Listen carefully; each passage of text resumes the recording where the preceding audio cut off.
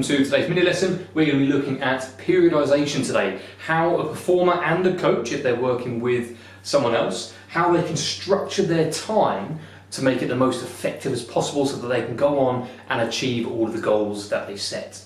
And we're going to start there really with that word goals, because periodization is about breaking down long periods of time, so calendar years, 2-year periods, 4-year periods in some cases. It's about taking those long-term goals and then breaking them into sections so that we can then structure our day by day and week by week and month by month so that our progress and efforts contribute to the big picture. So to start with, I'm just going to put down that phrase there, big picture. Because before you start, or a performer starts periodizing their training, they need to know their larger goals. What is it that they want to achieve in a longer time frame? And the minimum that we're talking about here is about 12 months. So what is it that's coming up in the next 12 months of their training and competing and achievements? What do they want to achieve out of the next 12 months? So it might be that January 1st, the performer and their coach sit down and they map out what they want to have achieved by the same time next year. Now in some cases there might only be one event, one main event. Other people might have various competitions spread out, possibly depending on weather or seasons. It doesn't really matter. That's where principles of training come in, especially things like individual needs, where it's the performer's sport and their own aspirations which govern their big picture, their long-term goals. So that comes first. And what the performer and coach needs to do is create something called a macrocycle. A macrocycle, macro meaning large. And what a macrocycle does is it sort of bookends the typical cycle of events. So for an Olympic athlete, for example, or let's just say an athletic athlete, the Olympics might be their big thing. So their macro cycle is going to be a 4-year period, whereby the main thing that they want to achieve is 4 years away. So how are they going to stay on track and structure their time in a way that can prepare them for that length of time?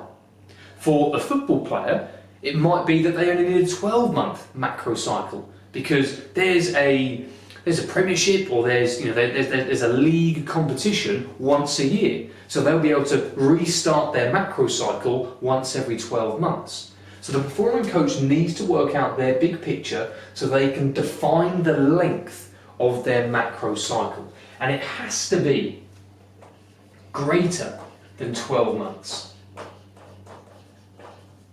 Greater than 12 months. It could be 18 months, it could be 24 months, it could be 4 years. That's up to the performer and the coach and their aspirations. Now once they have this macro cycle, this longer term picture, what they then need to do is break it down into the main components of it. So broken into components.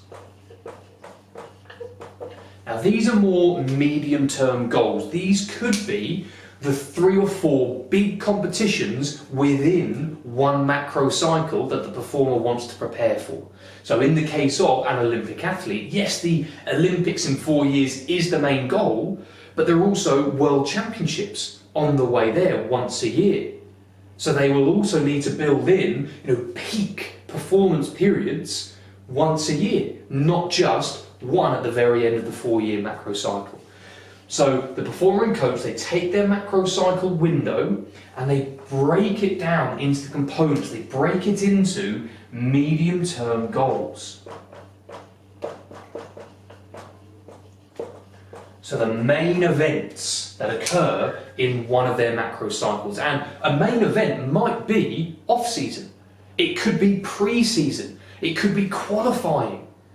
So it's completely individualised to the performer, their sport, their goals, and how the coach wants to approach it. So if an athlete doesn't enter a competition in June, well then they can break that, or they can state that that part of their macro cycle is going to be given over to recovery, rest, resetting. The term we give this, or these, I should say, are mesocycles, or a single mesocycle. And we typically have 3 to 6 in one macrocycle. Now this isn't set in stone, because obviously if we've got a 4-year macrocycle and we've got 3 to 6 mesocycles each year, suddenly we're going to start, racking up quite a few mesocycles. So it's all dependent on the performer, their sport, their aspirations, and their macrocycle. But we start to see this filter occurring, and the mesocycles, if we achieve those, and if we complete those sections, then we stand a better chance of succeeding with our larger main macrocycle.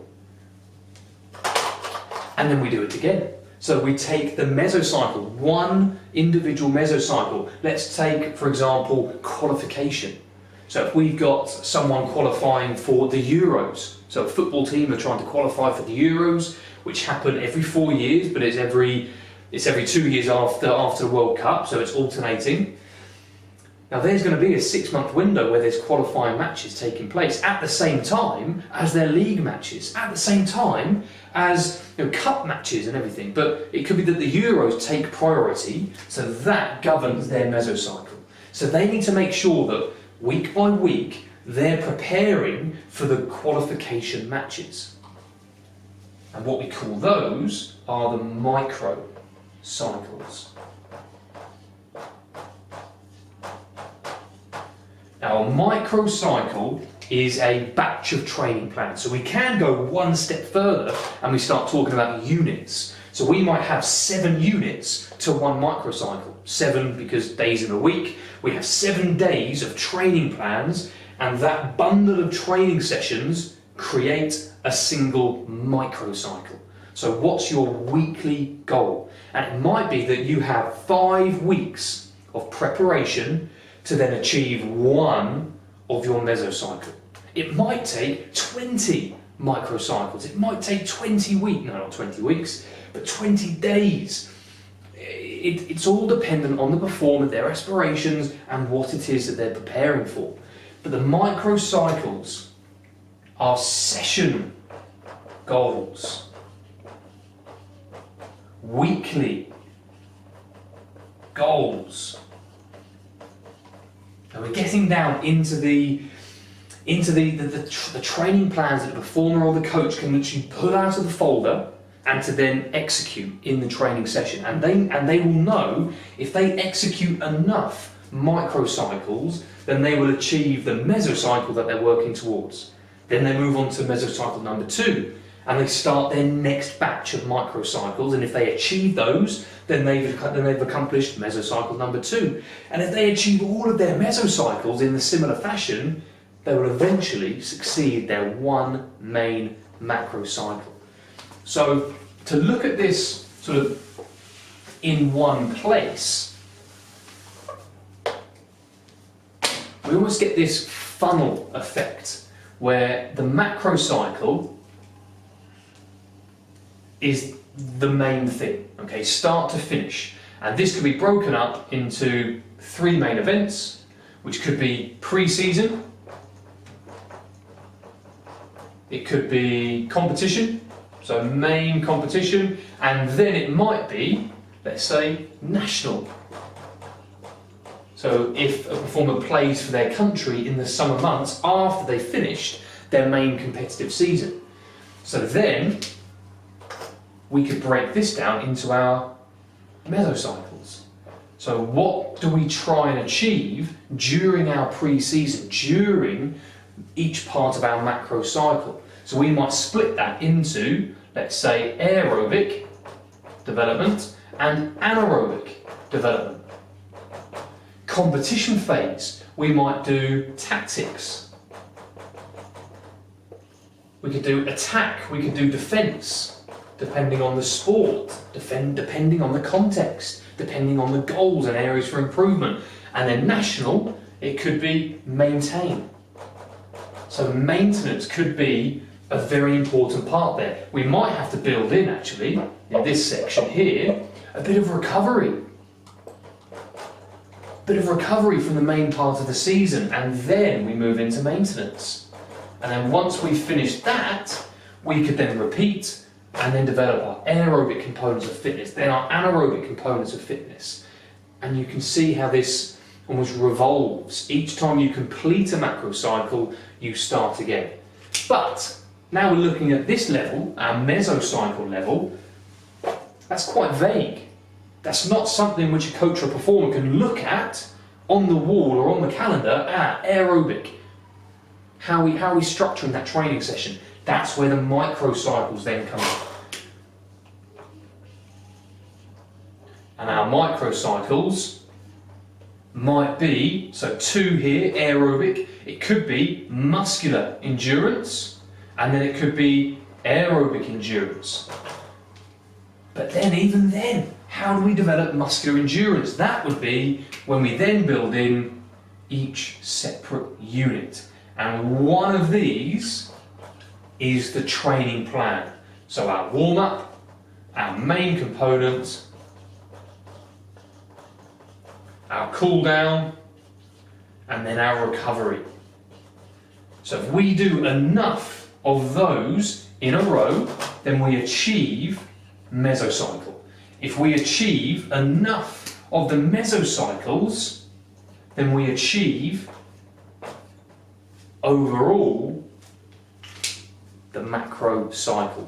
So they all build into that one main macrocycle, those longer terms, those larger goals that the performer and coach have decided that they're aiming for.